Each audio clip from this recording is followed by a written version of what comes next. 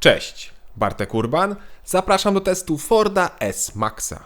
Ford S-Max to już niestety ginący gatunek. Coraz mniej jest na rynku minivanów, a ludzie zamiast nich wolą SUVy.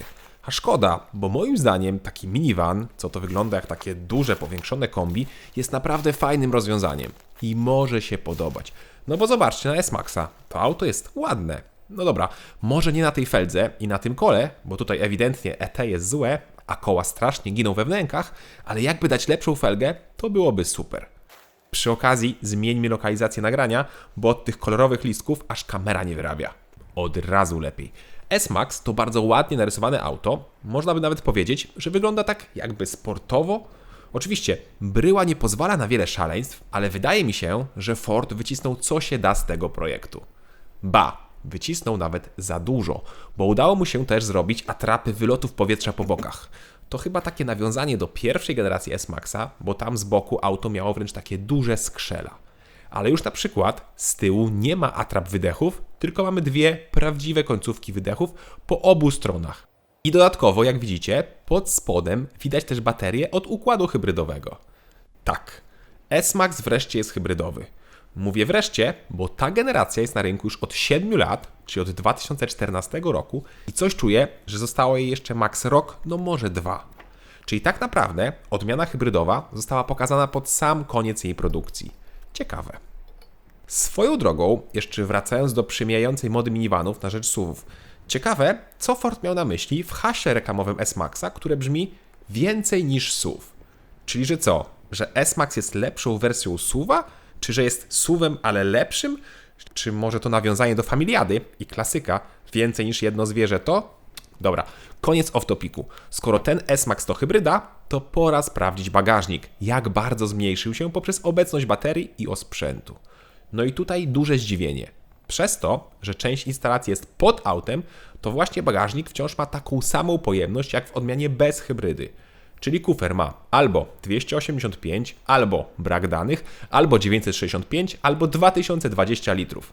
Tak, brak danych, bo nie wiadomo z jakich przyczyn Ford nie podaje wartości do szyb przy wariancie z rozłożonymi 5 miejscami. Trochę dziwne. No ale tak czy siak, kufer jest wielki, a jak widzicie, mam odmianę 7-osobową i jeden wielki problem. Co mam zrobić z tą roletą? Poważnie, nie ma co z nią zrobić. Nie ma dla niej dedykowanego miejsca, co jest ogromnym minusem w tak przemyślanym aucie.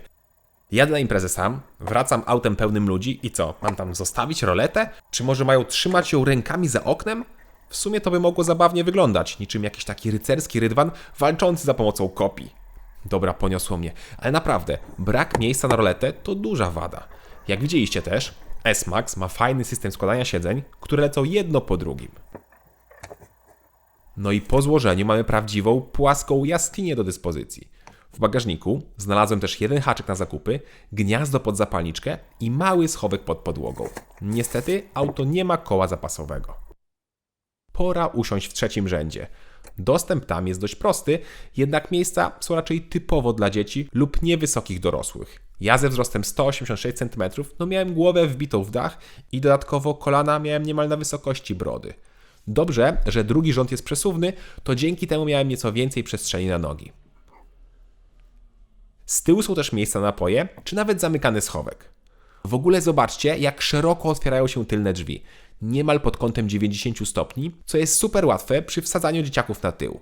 A S-Max ma wszystkie fotele oddzielne, a w drugim rzędzie mamy 3 razy Isofix. Tutaj też fotele są przesuwne, a także mają regulację oparcia. Niestety nie mamy wtedy podłokietnika na środku. W ogóle miejsca z tyłu jest sporo, ja się bez problemu mieszczę, a mam 186 cm wzrostu. Do dyspozycji mamy oddzielne nawiewy, złącza pod zapalniczkę, a także gniazdo 230, które nie jest opcją. To ma każdy S-Max. Mamy też stoliczki, które są dość słabej jakości, a także i są rolety w tylnych szybach. Niestety to jest opcja, która jest tylko w pakiecie z dachem panoramicznym, który kosztuje 5000 zł. Szkoda, że nie da się zamówić samych rolet. Aha, i szkoda, że z tyłu mamy piano black, które to się będzie rysować. Wsiadamy do przodu. Tutaj w opcji fotele mogą być w pełni elektryczne, a także i podgrzewane czy wentylowane. W sumie to podgrzewane fotele przednie są standardem w każdym S-Maxie, a dopiero wentylacja to opcja. Kolumna kierownicy jest regulowana w 2 płaszczyznach manualnie. S-Maxie siedzimy dość wysoko i mamy niezłą widoczność. To pora zerknąć na deskę rozdzielczą, która jest typowa dla Fordów poprzednich generacji. Czyli mamy zabudowany, czy tam wkomponowany ekran na środku deski rozdzielczej, a nie wystający tablet nad nią. No i to mi się podoba. Tak samo za audio odpowiada jeszcze Sony, a nie B&O oraz wciąż mamy odtwarzacz płyt CD. Szkoda tylko, że wnętrze jest tak plastikowe i zwłaszcza ten materiał na środku jest taki średni, no i ten plastik wygląda tanio. Gdyby nie ten element, to byłoby bardzo ładnie. No dobra, gdyby nie ten element i to piano black na tunelu środkowym i co gorsza, na rączkach od drzwi. Poza tym spasowanie jest dobre.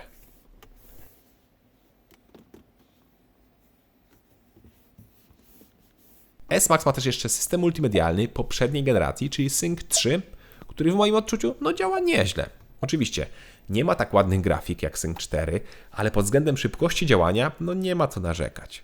W ogóle obsługa S-Maxa jest prosta i intuicyjna i podstawowe funkcje jak klimatyzacja czy audio mają fizyczne przyciski. Tak jak lubię. Lubię też w S-Maxie tak dużą ilość schowków, gdzie zmieścimy naprawdę wszystko.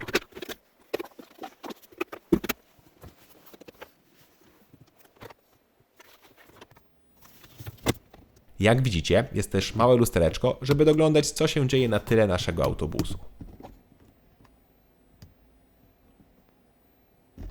Jeszcze wracając do deski rozdzielczej, to tylko dwa szczegóły odróżniają hybrydowego S-Maxa od zwykłego. Otóż ten wybierak skrzyni biegów dostał tryb L, czyli ze zwiększoną rekuperacją, a na zegarach pojawił się mały widok pokazujący trenera EV, czyli pokazujący, na jakim napędzie teraz jedziemy. I to wszystko. Nie ma tu żadnych przycisków od trybów hybrydowych, czy nawet na głównym ekranie nie ma grafiki pokazującej przepływ energii. Aha, i zegary, jak widzieliście, są też tak jakby hybrydowe. Mamy środek cyfrowy, ale już cyferblaty są analogowe. I to jest standard dla każdej wersji S-Maxa. Każdy S-Max ma takie zegary. No dobra, to pora zajrzeć pod maskę. Testowany S-Max to, tak jak mówiłem, hybryda, w skład której wchodzi silnik elektryczny z baterią o pojemności 1,1 kWh oraz silnikiem spalinowym, rzędową czwórką o pojemności aż 2,5 litra. Typ hybrydy to szeregowo równoległa, czwartej generacji, a moc sumaryczna układu to 190 koni, gdzie silnik spalinowy ma 150 koni, a elektryczny 133 konie. Każdy z tych silników ma też po 200 Nm, chociaż jak wiecie, wartości te się nie sumują, stąd też moc łączna to 190, a nie 283 konie. Ale nie powiem, takim niemal 300-konnym S-Maxem to bym pojeździł. Swoją drogą w pierwszej generacji S-Maxa była rzędowa piątka R5 Turbo 2,5 litra, która brzmiała cudnie i która miała potencjał do tuningu na właśnie 300 koni. No ale tutaj do testu mam 190 koni, które przyspiesza do setki tak.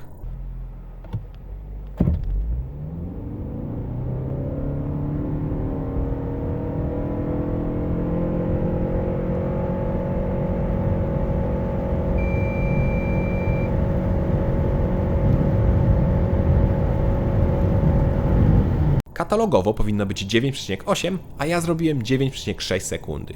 I do miasta to wystarcza, bo i po co szybciej? Jednak na trasie zaczyna brakować mocy, tak od 110-120 km na godzinę.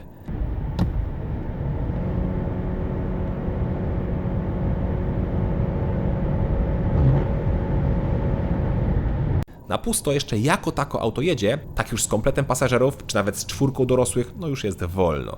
W ogóle nie czuć tych 190 koni, powiedziałbym, że jest ich tutaj może z max 150, 160.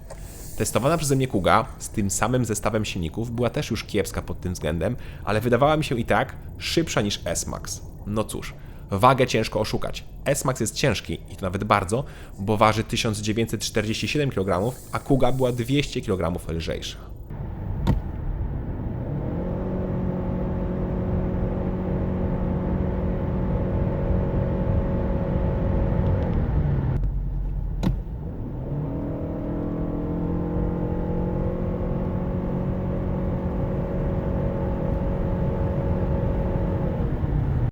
I jak słyszeliście, skrzynia jest bezstopniowa, jest to ECVT, które symuluje biegi. I jak na CVT jest naprawdę mało wycia silnika, a jak jest, to jest dość ciche i szybko się do tego przyzwyczaić. Oczywiście zwykły automat pod względem odczuć akustycznych jest dużo milszy, ale to CVT nie jest aż tak złe. I co ważne, nie ma opóźnienia względem wciśnięcia pedału gazu, co jest o tyle ciekawe, że w Kudze narzekałem na to. A tutaj zobaczcie, auto się jako tako zbiera tuż po wciśnięciu pedału gazu. No ale dobra, w hybrydzie najważniejsza jest jej niezauważalna praca i przede wszystkim spalanie. Zacznę od tego drugiego, bo to jest świetne. S-Max w mieście na dystansie 300 km, w skład których wchodziło 80% jazdy tylko po takim ścisłym centrum i mieście, a 20% to była jazda obwodnicą Warszawy, zrobiłem spalanie 6,1. Tak, 6 litrów. A i w ten wynik wlicza się też pomiar przyspieszenia czy też elastyczności. Brawo! Na trasie też nie jest źle. I mi auto przy 90 paliło niecałe 6 litrów, przy 170 7,2, a przy 140 8,5. Jak na tak duży i ciężki autobus to są dobre wyniki. Kuga hybrydowa paliła około pół litra mniej, ale tak jak mówiłem, była też o 200 kg lżejsza. I plusem też jest bak paliwa. Bardzo często bak paliwa w hybrydach jest zmniejszony, ale nie w S-Maxie.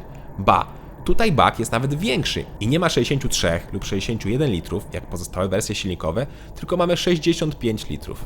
Ja wiem, że to mała różnica, ale przy tak niskim spalaniu to jest ponad 50 km więcej na jednym baku. A co do pracy hybrydy, to działa ona świetnie. Nie czujemy, kiedy się przepinamy pomiędzy pracą na silniku elektrycznym czy spalinowym, czyli tak jak powinno być. I co ważne, ten silnik spalinowy pracuje super cicho, co też jest ogromną zaletą. W zasadzie jedyna rzecz, która dociera nam do uszu, to lekkie wycie silnika przy pełnym przyspieszaniu i to wszystko.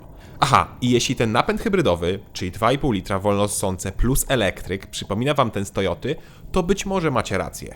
Otóż silnik spalinowy jest na pewno inny, bo Ford ma swoją jednostkę, a Toyota swoją, ale już skrzynia, baterie czy silnik elektryczny może być ten sam.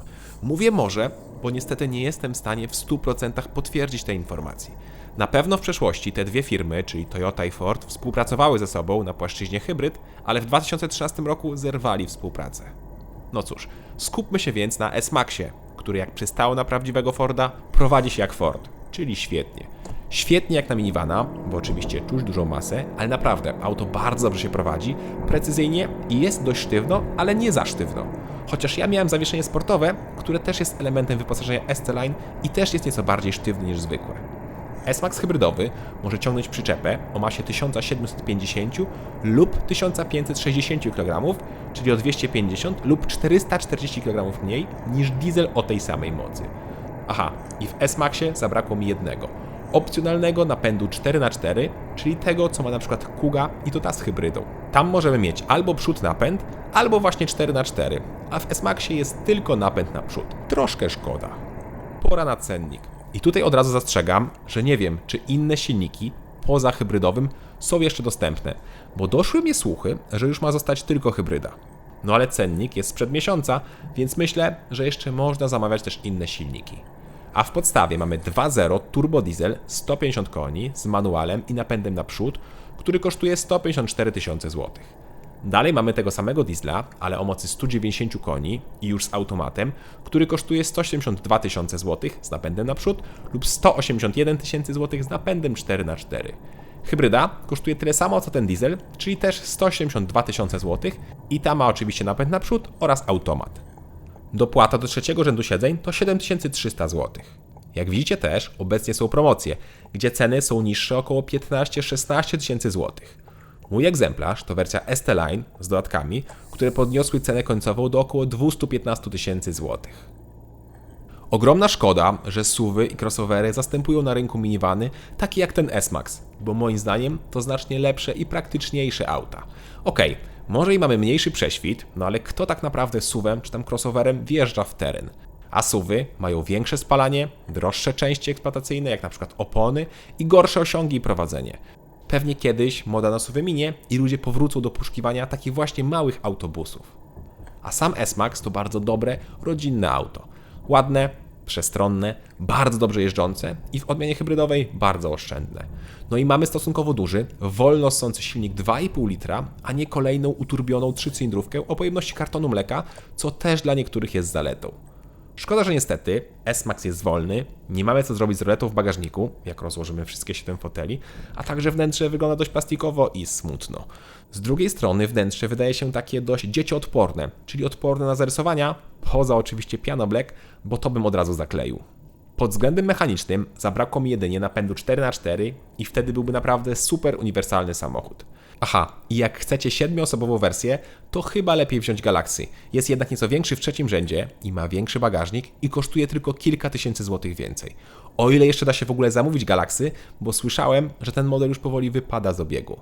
No ale cennik i konfigurator wciąż jest na stronie Forda, więc może się jeszcze da. Swoją drogą, zawsze mnie dziwiło, czemu na przykład Galaxy nie mają rozsuwanych drzwi tylnych. Takie rozwiązanie w przypadku takich rodzinnych autobusów jest świetne i jeszcze wygodniejsze. No ale tak czy inaczej, cieszmy się S-Maxem póki jeszcze możemy, bo pewnie następcy już nie będzie. Cześć!